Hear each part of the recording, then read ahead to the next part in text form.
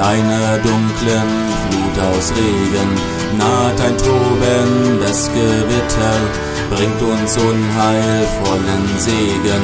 Wir, die immer vorwärts blicken, keiner Seele etwas schulden, müssen jetzt durch Groll und Sühne eines Gottes Zorn erdulden.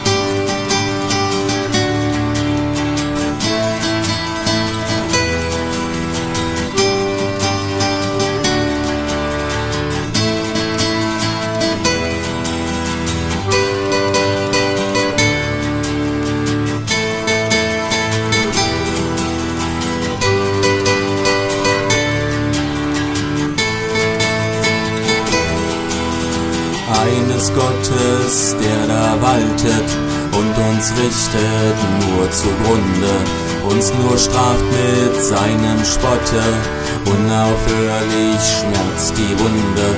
Mag es stürmen, mag es hageln, Donner, Blitz und Ungeheuer aus dem Himmel auf uns stürzen, soll es brennen, dieses Feuer.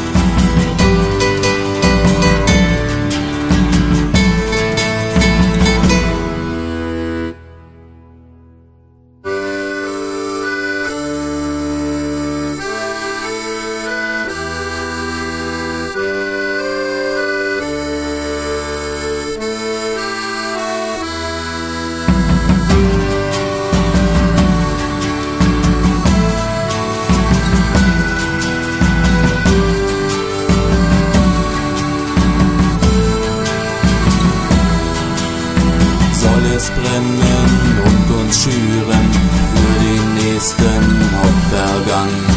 Kein Gott trügt des Menschen Würde, wir sind frei ein Leben lang, ein Leben lang sind wir frei, ein Leben lang, ein